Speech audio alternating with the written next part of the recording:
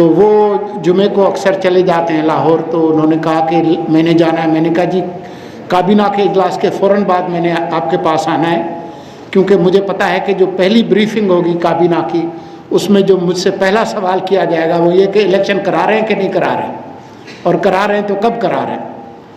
اور ایسا ہی تھا کہ ان کی جو بھی کچھ انہوں نے مجھے بتایا اس کے بعد اس دن سے لے کر آج کا دن ہے، میرے خیال میں مستقل مزاجی کے ساتھ یہ بات کرتا رہا ہوں کہ الیکشنز ہوں گے، مقررہ تاریخ پر ہوں گے. اور خاص طور پر جب 8 فروری کی تاریخ آئی اس کے بعد بہت ساری طوفان آئے. کسی کو چھینک آ گئی تو الیکشن نہیں ہوں گے، تو سردی بڑھ گئی تو الیکشن نہیں ہوں گے، تو ایران کے ساتھ تنازع ہو گیا تو الیکشن نہیں ہوں گے. اور بہت سارے لوگ ان کے اندر بہت اشتیاق تھا اور جذبات سے بھرپور تھے، میں نام نہیں لینا چاہتا، جنہوں نے کہا کہ بس کسی وجہ سے الیکشنز نہ ہوں. لیکن میرے خیال میں وزیر اعظم صاحب اور میں مسلسل یہ بات کرتا رہا ہوں کہ الیکشنز 8 فروری کو ہوں گے. یہ درست ہے کہ مسائل ہیں، سیکیورٹی کے مسائل بھی ہیں، کہیں پر موسم کے مسائل بھی ہیں، لیکن یہ مسائل ہمیشہ رہے ہیں. اس کے باوجود ہم نے الیکشنز کروائے ہیں. 2008 کے اندر بھی سیکیورٹی کا مسئلہ تھا، 2013 میں بھی تھا.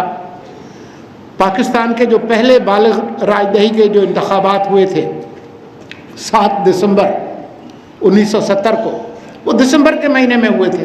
تو دسمبر میں سردی نہیں ہوتی کہ فروری کے دوسرے ہفتے میں زیادہ ہوتی ہے. تو یہ سارے ہیلے بہانے ہیں.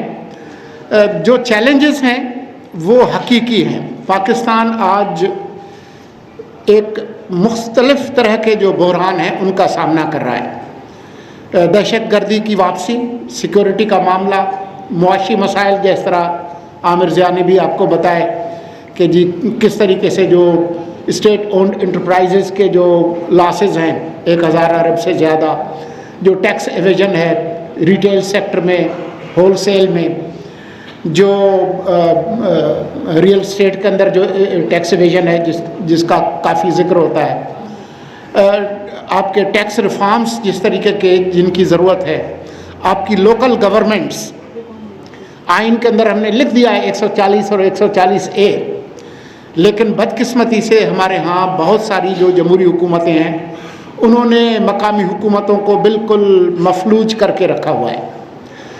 18ویں ترمیم کے بعد جو وسائل صوبوں کو گئے، صوبائی دارالحکومتوں سے وہ نیچے اضلاع میں اور شہروں میں اور لوکل گورنمنٹس کو ٹرانسفر نہیں ہوئے. یہ حقیقی مسائل ہیں.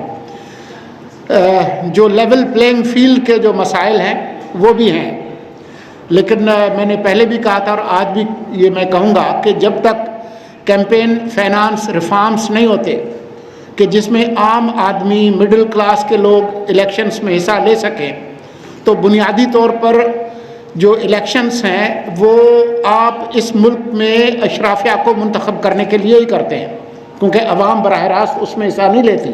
تو عوام کو تو کبھی بھی 3/4 صدی میں لیول پلینگ فیلڈ نہیں ملا.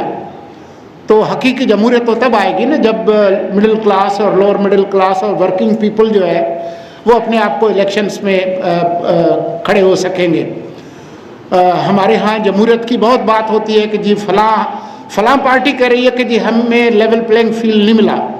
ان سے ذرا پوچھیں آپ کی اپنی پارٹی کے اندر جمہوریت ہے؟ آپ نے کبھی الیکشنز کرائے ہیں اپنی جماعت میں؟ ان سے ذرا پوچھیں کہ اگر لانڈھی کے علاقے سے آپ نے قومی اسمبلی کی نشست کے لیے ٹکٹ دینا ہے تو آپ نے اس علاقے کے جو پارٹی کے جو ممبرس ہیں ان کا کوئی اجلاس بلا کر ان سے پوچھا ہے کہ آپ کے خیال میں آپ کی جماعت کا کون سا آدمی جو ہے وہ اس اہل ہے کہ اس کو قومی اسمبلی کی نشست مل جائے؟ اس کا فیصلہ کون کرتے ہیں ٹکٹ دینے کا؟ آپ کو نہیں معلوم؟ ہمیں سب معلوم ہے. تو یہ مسائل جو ہیں وہ بالکل موجود ہیں، لیکن جو اصل جو چیلنجز ہیں وہ اس پر میرے خیال میں ایک قومی